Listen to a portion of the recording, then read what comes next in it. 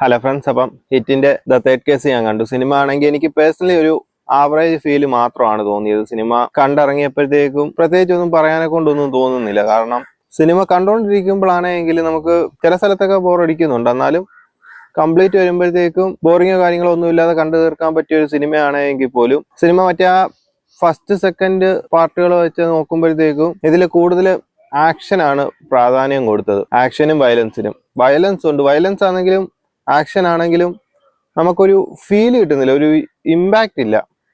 അവര് ഫൈറ്റ് ചെയ്യുന്നു, എല്ലാം ഓക്കെയാണ്, നല്ല രസമുണ്ട് ഫൈറ്റ് എല്ലാം. എങ്കിലും നമുക്ക് ആ ഒരു ഒരാളെ ഇടിക്കുമ്പോൾ നമുക്കൊരു ഫീല് തോന്നണമല്ലോ, എന്തിനാണ് ഇടിക്കുന്നതെന്നുള്ളൊരു ഇത് തോന്നണമല്ലോ. ഇത് അതുമില്ല, ചുമ്മാ ഒരു അങ്ങോട്ടും ഇങ്ങോട്ടും ഫൈറ്റ് ഉണ്ട്.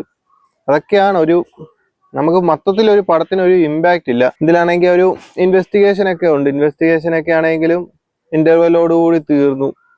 ഇന്റർവെല്ലിന് ശേഷം ആണെങ്കിൽ വില്ലനാണ് ഏറ്റവും വീക്ക് ഒരു വില്ലനായിട്ടാണ് എനിക്ക് തോന്നിയത്. ഇതിലാണെങ്കിൽ നാനിയാണെങ്കിൽ ലോക്കലി വരെ അറിയാൻ പറ്റുന്ന ഒരു സീനൊക്കെ കാണിക്കുന്നുണ്ട്. എന്നിട്ടും ഇങ്ങനെ ഒരു റിക്രൂട്ട്മെന്റ് എടുക്കുമ്പോഴത്തേക്കും വില്ലനൊന്നും ബാക്ക്ഗ്രൗണ്ട് പോലും നോക്കാതെ ചുമ്മാ അങ്ങ് എടുക്കുക.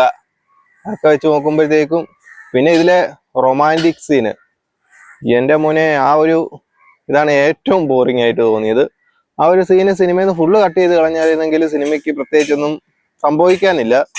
ഇതൊരുമാതിരി എന്താ പറയാ, കൊമേഴ്ഷ്യൽ ത്രില്ലർ സിനിമയുടെ കൂട്ടായി പോയി സിനിമ മൊത്തത്തിലായി വന്നപ്പോഴത്തേക്കും. എനിക്ക് തോന്നുന്നു ഇങ്ങനെ ഒരു സൂപ്പർ സ്റ്റാറിനെ കൈ കിട്ടിയപ്പോൾ, നാനിയെ പോലെ ഒരു സ്റ്റാറിനെ കൈ കിട്ടിയപ്പം അത് യൂസ് ചെയ്യാൻ വേണ്ടി മാത്രം ഒരു സിനിമ എടുത്തതിന്റെ കൂട്ടായി പോയി. ലാസ്റ്റ് ക്ലൈമാക്സിൽ ഫോർത്ത് പാർട്ടിന് വേണ്ടിയിട്ട് വെക്കുന്ന ലീഡ് അത് സെറ്റാണ്.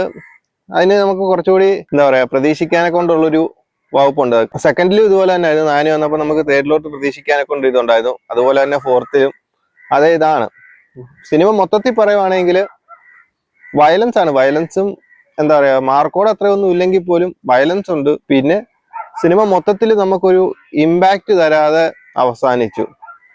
അപ്പൊ ആരെങ്കിലും ഈ ഒരു സിനിമ കണ്ടിട്ടുണ്ടെങ്കിൽ നിങ്ങളുടെ അഭിപ്രായങ്ങൾ പറയുക ഗൈസ്. അപ്പം അടുത്തൊരു വീഡിയോ ആയിട്ട് വീണ്ടും കാണാം. ബൈ. നീ എവിടെ പരിപാടി അവതരിപ്പിച്ചാലും ഇത് തന്നെയാണല്ലോ നിന്റെ വിധി.